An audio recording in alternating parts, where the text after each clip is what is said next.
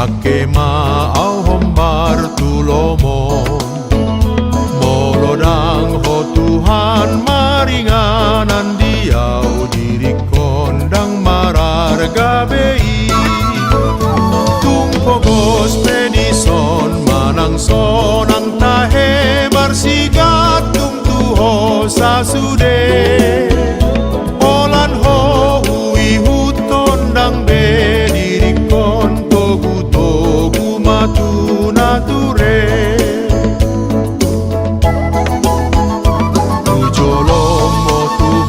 Sai gararo hakon tumunduk do mangoloi ho ton dimi matok tong margogoi honawon mangulahon lomo ni roham tumpogos pedison manang sonang tahe marsigat tung tuho sasude holan ho hutondang be diri kon togu togu matu nature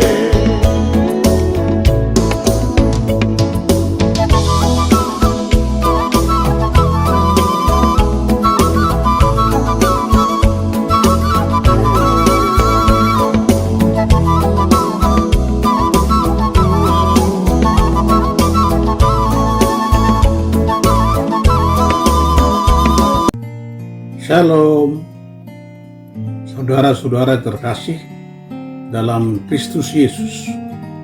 Salam sukacita, salam jumpa kembali di renungan harian hari ini, Jumat 10 Februari 2023, yang mengambil judul Jangan Merusak Pekerjaan Allah.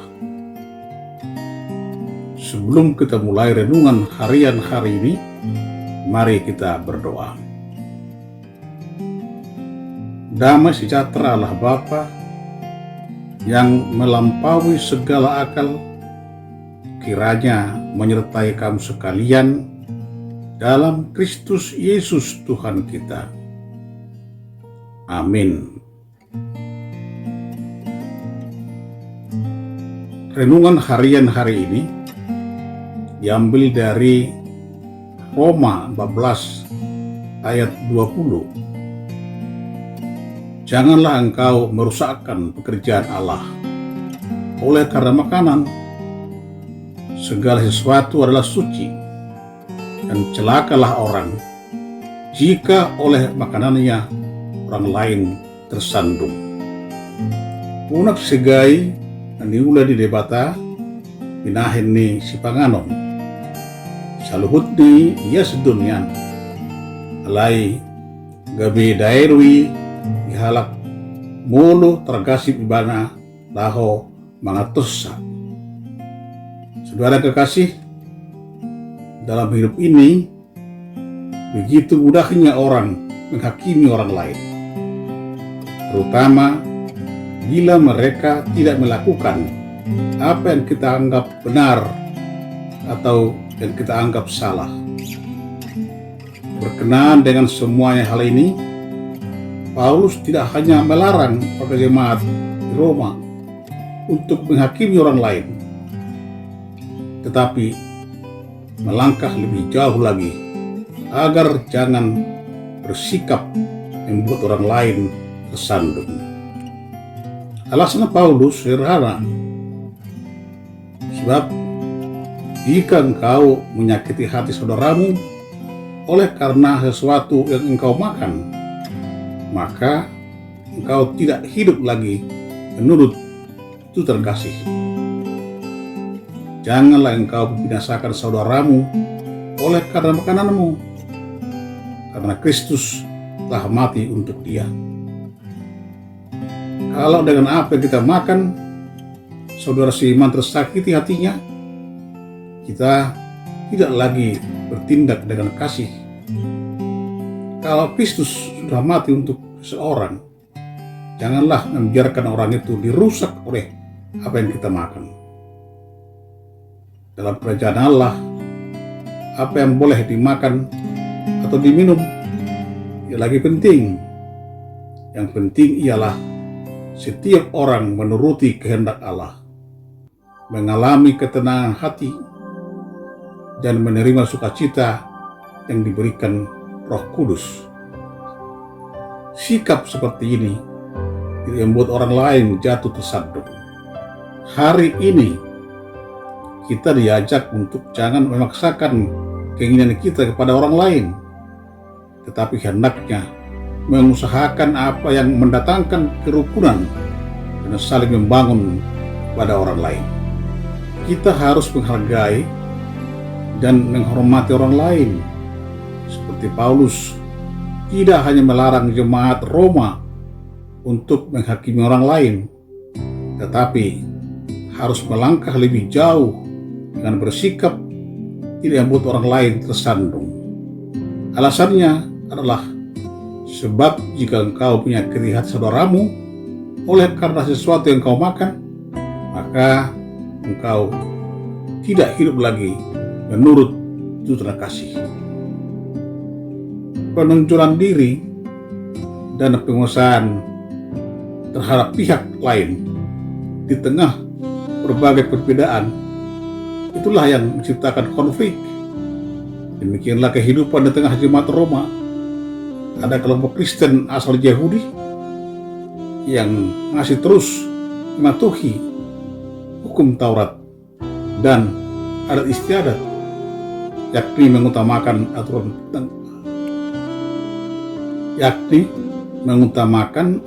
tentang makanan yang halal dan haram, aturan pada hari Sabat, dan perayaan hari-hari penting lainnya. Sementara ada lagi kelompok Kristen yang berasal dari non-Yahudi. Mereka sudah percaya kepada Kristus, tetapi tidak bertumbuh dalam tradisi keyahudian, tidak terikat aturan tentang makanan dan minuman, serta hari-hari tertentu. Paulus mengajak jemaat agar tetap mengejar apa yang mendatangkan damai sejahtera dan hal-hal yang berguna untuk saling membangun. Artinya, berusaha sekuat tenaga untuk menciptakan kedamaian, menjaga diri agar tidak menjadi batu sandungan bagi orang lain. Hidup dalam kerajaan Allah, berbicara tentang makanan atau minuman, tidak lagi sesuatu hal yang penting, sebab yang menjadi utama ialah setiap orang harus hidup menuruti kehendak Allah. Dengan demikian, ia akan mengalami ketenangan hati dan hidup dalam sukacita oleh Roh Kudus. Demikianlah Daud tak berjuang dalam iman, walaupun sedang mengalami ancaman, sebab dia percaya pada Tuhan pasti memberikan sukacita dan kemenangan bagi setiap orang yang hidup dalam Tuhan. Sikap hidup yang demikianlah dapat mendatangkan kerukunan dan saling membangun oleh kasih Kristus. Keindahan pelangi terlihat karena warna-warninya, merah, jingga, kuning, hijau, biru, dan ungu. Bila pelangi hanya terdiri dari satu warna saja, maka tentu akan terlihat biasa saja. Kehidupan jemaat yang heterogen bukanlah membuat hidup saling menyalahkan, saling menjatuhkan, saling menghina, saling mengejek.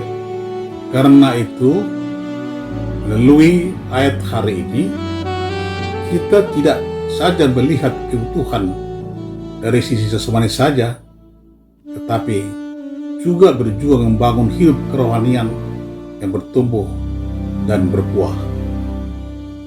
Mari kita robohkan tembok kemisah, yakni keangkuhan, iri, dendam, dan kesombongan.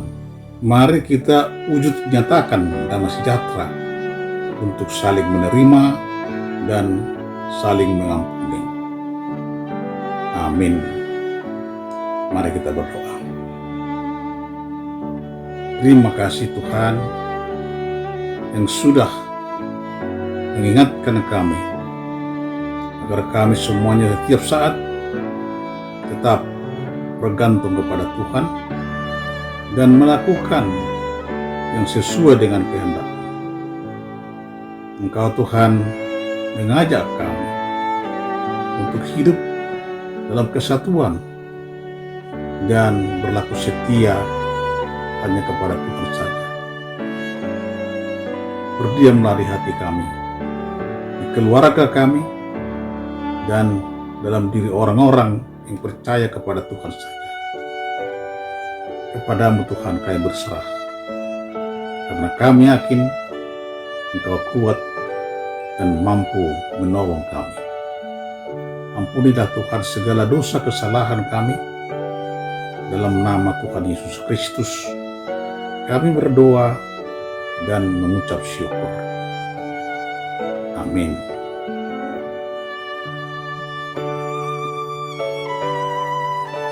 Selamat beraktivitas, tetap semangat. Tuhan Yesus senantiasa memberkati kita. Horas.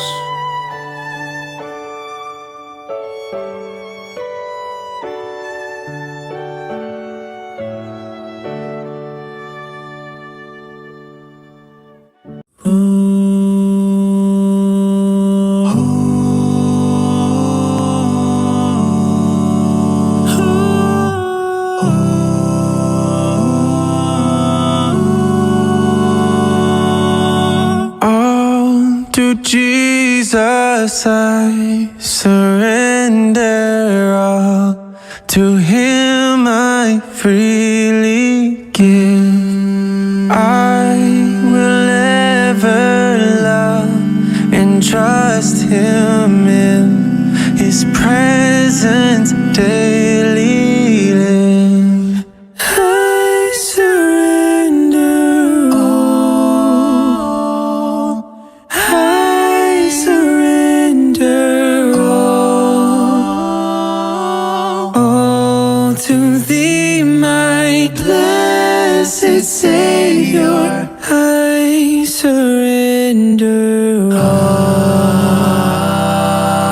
all to Jesus. I surrender humbly at His feet. I bow. Worldly pleasures all forsaken, take me, Jesus, take me now.